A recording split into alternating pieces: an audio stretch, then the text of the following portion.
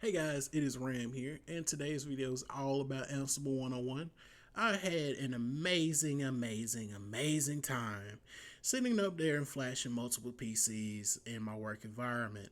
I had to put the same programs on like 6 PCs, and before I knew about Ansible, I did this process all by hand.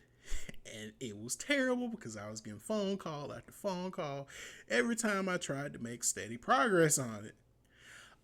But the cool thing was, I reached out to an admin that I work with that is way more senior than me and way more, way more wise than me, as far as like different technologies that would make this way more convenient.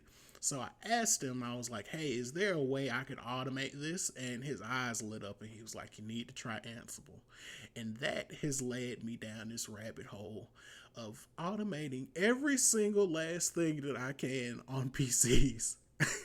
Right?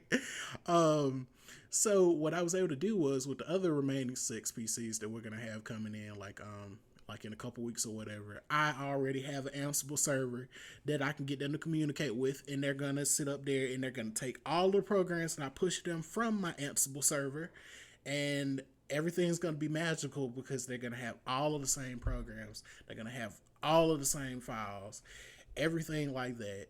And it's only going to take me 5 to 10 minutes to do it, whereas it was taking me an hour per PC before. And we're going to execute this ourselves in our home lab environment so you can take it to production and be a wizard and be looked at as a wizard and hopefully get some more money out of your boss. So specifically what we're going to do is, just like I said before, we're going to have 2 virtual machines. We're going to get those guys talking to each other. I'm going to show you guys the process on how to set up a Windows machine to actually communicate with the Ansible server correctly, because it is a little process. It isn't anything too hard. It is way better than what I was doing as far as like executing all these executables in the same order and everything like that. So nothing would go wrong and all that. Well, all that. I gotta stop. I'm just so excited about Ansible right now. But from there, when we had those 2 virtual machines, we're gonna push everything from one to the other, and then we're gonna test it out and actually see what everything turns out like. And then I'm gonna give you guys some tips and tricks as far as like how to use the documentation, because this is one thing about it. Chat GPT is not the best at Ansible. Like, I'm finding out as as I grow wiser and smarter as an admin, Chat GPT is not the best at some different scripting languages. And then also, you're going to run into some problems with YAML. It's just the nature of the beast. It's not the fact that you're bad. It's just the fact of like you have to have the format in the correct way. It it just is what it is. You really can't skirt around that. Like that YAML is YAML. You need to just use that space bar and you need to space everything out correctly. Trust me. And then also what I'm going to do is I'm going to show you another little tip that I had picked up on, which is actually using VS Code instead of the terminal, which I was mind blown about that, because that was another thing that the other admin that I work with had taught me about, was the fact that you can actually use use VS Code as a terminal. And when you use it as a terminal, that is amazing, because like it gives you it's way more visually appealing than Windows command line. But that being said, let's go ahead and get into it. Let's get everything set up. Let's pull up our documentation. Let's pull up our terminal, and let's pull up our virtual machines, and let's go ahead and get into it. All right, guys. In an effort to kill time while my virtual machines spin up, and also give you guys some clarity on a couple of different concepts, what we're going to do is we're going to run through the basic concepts of Ansible. So, main takeaway, if you just want to do like the main dirty parts of it, right? Ew, that sounds real terrible. But but the main thing that you need to think about is the fact that you're taking one computer and you're controlling other computers. That's it. That's pretty much all we're doing. We're just pushing out different files and everything like that in a more convenient way. And then also we're giving commands as well, which is basically instructions for what we want to different files. That's essentially all you're doing. Ansible is a really simple technology, but just because it's simple doesn't mean it's not powerful. It's very powerful because in our case, we're only doing this with one client. And also the host is going to represent what the actual Ansible server is. And then these clients are going to be the PCs that we're pushing our stuff out to. But back to what I was saying, we're basically controlling all of these different PCs from one place. And that is amazingly powerful because it scales very well. Because imagine if you're in a situation like me, you just have to sit up there and connect all of the PCs to the same network. And then you can push out all of these commands, all of these files and everything one time. One time. And all of them are going to be the exact same. With the click of the enter button, all of them are going to be the same thing. Other helpful things that are going to be great to know is right here with the helpful vocabulary to know. A playbook, that's just a list of instructions. That's just a list of instructions that you're going to be giving the PC so they know what to do with it. That's it. It's the same thing as scripting. The same thing as like if you were giving PowerShell commands, if you were giving like bash scripting commands or anything like that. Same thing. YAML is going to be the format for the actual files that we're going to be housing on this Ansible host. And it's just a really simple text language. It's just a way of formatting all of the text and everything like that. So your PC, your PCs and everything will be able to actually interpret everything correctly. And it is magical and looks amazing when it is formatted correctly. The problem is you just have to use the spacebar all the time, like I mentioned before, and you can't use tab. at least in my history, like, and whenever I try to use tab to actually tab things out, it just never works out. I always miss a space or something like that. Then the inventory. The inventory is basically going to house all of these guys and basically their IP addresses or their actual like the name that you give them, like the host name and everything like that. And that's all going to be in this one file. So what you're going to do is you're going to basically have a script that's going to say, hey, I want all of the PCs in this inventory to follow this playbook. And that's pretty much all you're doing. You can have multiple different playbooks, or you can put everything in one like I did because I'm a wild man. Or you can break it up. It's all up to you. But from there, let's go ahead and get back in our virtual machines. I just wanted to clear up a couple things for you guys. All right, guys. So what we got cooking here is I went ahead and I already sudo apt installed Ansible with this one command right here. I already had it updated and everything all up to date. So from there, I didn't have to install anything else. The only thing we're going to actually do is we're going to write our inventory file, and then we're going to write our actual playbook.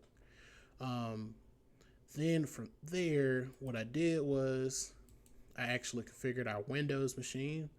We only had to run one command, which was winrm quickconfig, and make sure when you actually run this in PowerShell, you run it as an admin, else it's not going to work correctly. Then also what I did was I installed Python. Let's see, let's actually get that guy to go through. All right, setup was successful. We love to see it, Then also what I did was I installed Openssh. It gives you the ability to do that when you go to settings and then open, I believe it is called open optional features. Well, optional features is what it's called. Then it gives you the actual ability to add that on. Matter of fact, I can show you guys that. Let's see. Settings, system, down here where it says optional features, and right here where it says add features where I had went to, and then we got that guy going. And then from there, what you have to do is you actually have to enable the service to be running in the background. So I just went down here, I right clicked it, and then I went to properties, and then I hit automatic, apply, and then so on and so forth. And our Windows machine was set up from there. From here, what we're going to do is we're actually going to get remoted in. to our actual host. Then we're gonna make an inventory file that actually says like, hey, I want you to control this PC. As we just as a quick recap. Then from there, what we're gonna do is we're gonna actually write a playbook, and the playbook is basically gonna tell it what we want this machine to do. And what we'll do is we'll probably just install some simple like Notepad plus plus or something like that. There we go. And we'll have it display on the desktop. And yeah, let's go ahead and get to it. All right, guys. So we are at the finish line now. After much debugging, I actually got everything to work, and that was just because like typed everything in wrong. But I'm just gonna say I typed stuff in wrong, and then also I forgot about this one little part right here. I don't exactly know why, but pretty much the way that I have it set up, it doesn't work correctly unless you have the Ansible shell type as command. Maybe one of you guys can comment down below and let me know that, or y'all can do some Googles about it. But pretty much what we're doing on this side is we're going ahead and finishing up the setup as far as like our Ubuntu server. These are all of the files and everything right here for our Ubuntu server, and then right here we have our virtual machine of Windows. Right, pretty much we're pushing all of the files and everything from here to here. So we got that wrapped up. Then what we got here is we have our host file, well, our inventory file right here. We just call it host.yaml.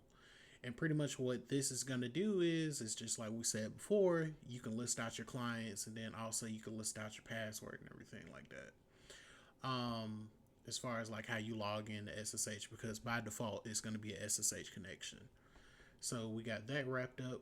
This is pretty much the format that you have right here, and you can consult the documentation. And what I also do is I will put the documentation down below, just for you all to enjoy that, because it's definitely one of the things if you're gonna have to use a combination of the documentation and Stack Overflow to really understand what's going on. From there, we ran a command to go ahead and get our ansible.config file. That's another file that you're going to need. Then once you actually, let's see. Here we go. Here's the command right here to actually get your ansible-config file. And then what I'll do is I'll also put it down below as far as like what the commands are and what the steps are, so y'all don't have to worry about that. Just worry about understanding what's going on. So once you have these three things taken care of, then you can actually write your first playbook. And so what we're going to do on our playbook is we're pretty much just pinging the host to see if they say anything back, as well as getting the hello world back. And then the cool thing is, just to prove a concept, we also pushed a file over here as well, just to show that it works. And the cool thing is, the same way that you push a file, you can also push an executable, and then also you can have it running in the background. And what I'll do is I'll cut away, and then I'll go ahead and add to the play, and then we'll just push Notepad++ over it, and then we'll review it together. And then I'll finally hit the command and everything like that, push it over, and then we'll wrap this thing on up.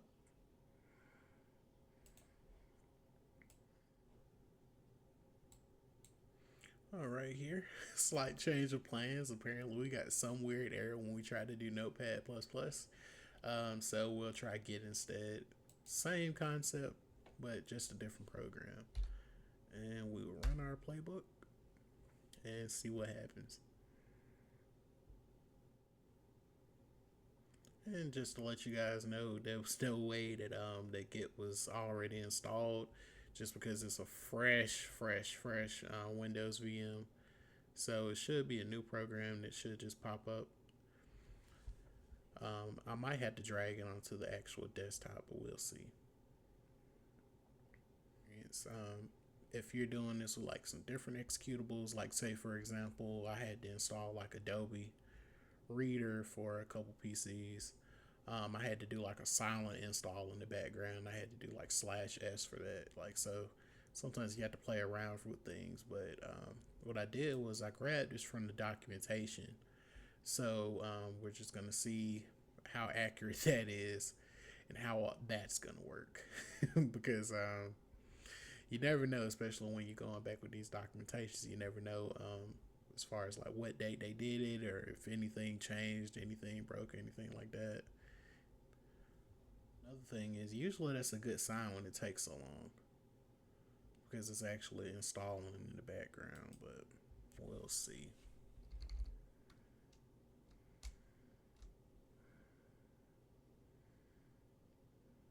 All right, seems like it installed. Hey, and there we go. There we go. We officially have it. And with that, that is the end of our video. Hopefully, you guys learned a lot from it. I know I enjoyed making it and I enjoyed Ansible, period. But with that being said, you all have a nice one.